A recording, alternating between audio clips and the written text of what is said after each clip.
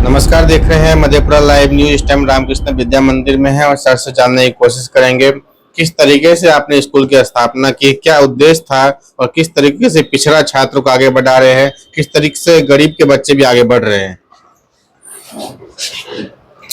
बहुत बहुत धन्यवाद आपका।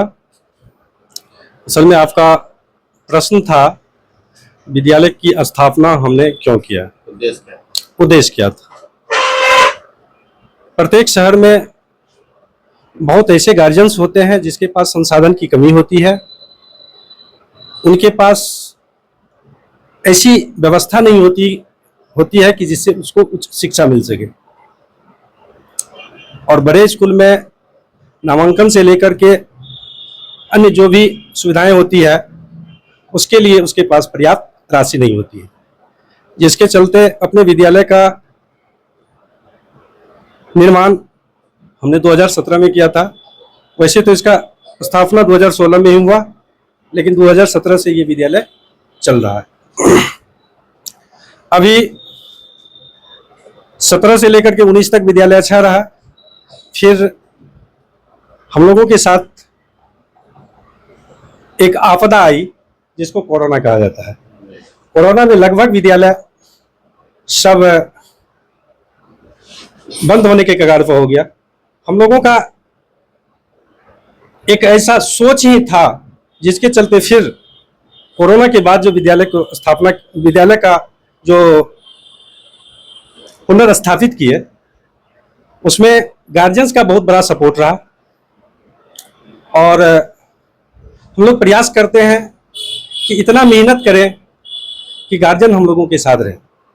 अभी बहुत ऐसे बच्चे हैं जो निम्न वर्ग से आते हैं, उनके पास जो संसाधन की कमी है, हम लोग विद्यालय से जहां तक संभव होता है मदद करते हैं। और अभी मैं रामकृष्ण विद्या मंदिर के डायरेक्टर के नाते 4 हॉस्टल, 1 विद्यालय, इसका निर्माण कर चुका हूं। इसमें शिक्षा का जो नियम होता है 25% आरक्षित सीट, इसको पूर्णतया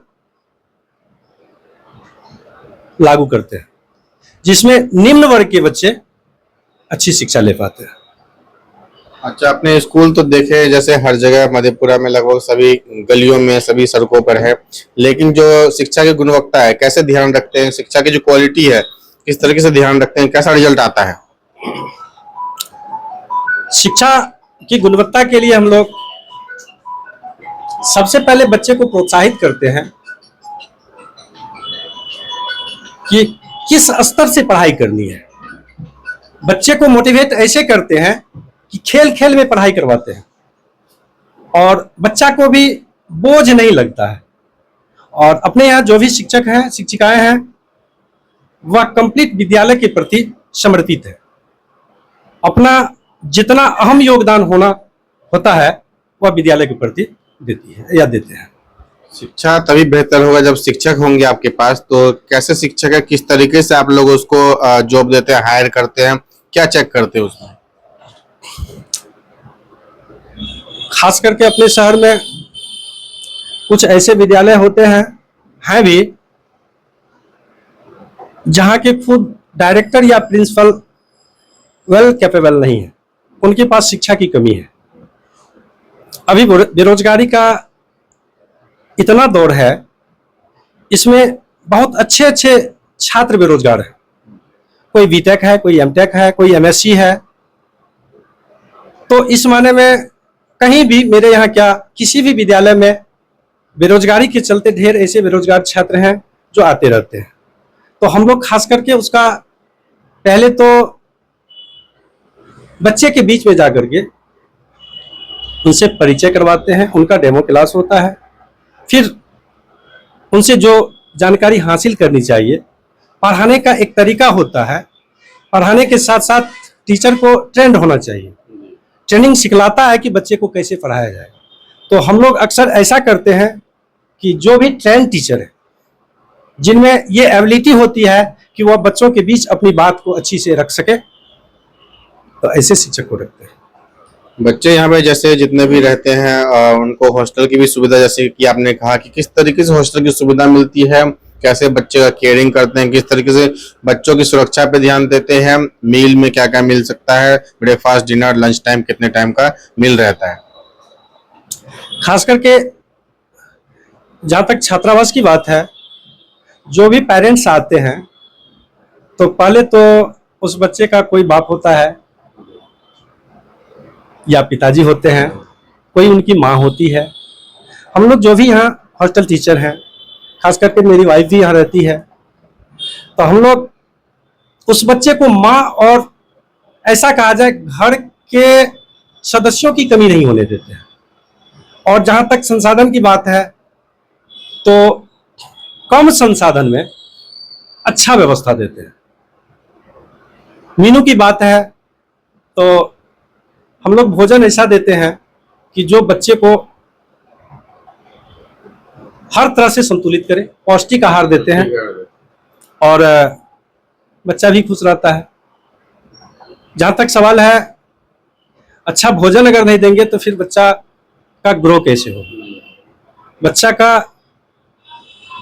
मानसिक ग्रोथ भोजन से ही होता है और बच्चे को प्रताड़ित नहीं करते हैं। जो भी यहाँ पे ट्रांसपोर्ट की फैसिलिटी है, कहाँ कहाँ तक अपना जो बच्चा एडमिशन करा सकता है, कितने किलोमीटर रेंज को कवर भी करते हैं। हम लोग का विद्यालय जो होता है ये खास करके हॉस्टल बेस स्कूल है। यहाँ कुछ ऐसे बच्चे रहते हैं जो दूर दराज से छात्रावास में रहने के लिए आते हैं और साथ ही लोकल एरिया का जो भी बच्चा है जिसके पास या तो खुद आ जाता है या उसके पेरेंट्स छोड़ देते हैं और हम लोग 1-2 किलोमीटर रेडियस में बच्चे को रिसीव कर लेते हैं और अभी प्रयास करते हैं कि विद्यालय को आगे बढ़ाएं। ये थे हमारे साथ रामकृष्ण विद्या मंदिर के डायरेक्टर सर, जिनका साफ साफ कहना है बच्चों को शिक्षा के साथ संस्कार भी देते हैं, क्वालिटी में जरा सा भी गिरावट नहीं करते हम। और बच्चों के लिए जो हॉस्टल की फैसिलिटी है सभी बच्चों को ऐसा महसूस कराते हैं कि हम उनके पिताजी हैं, हम उनके माताजी हैं। घर के परिवार वालों की कमी नहीं होती है, उनको ऐसा लगता ही नहीं है कि हम घर में हैं या हॉस्टल में, वो फील होने नहीं देते, जो कि सबसे बड़ी बात है। जिला मधेपुरा से रंजन जायसवाल की रिपोर्ट।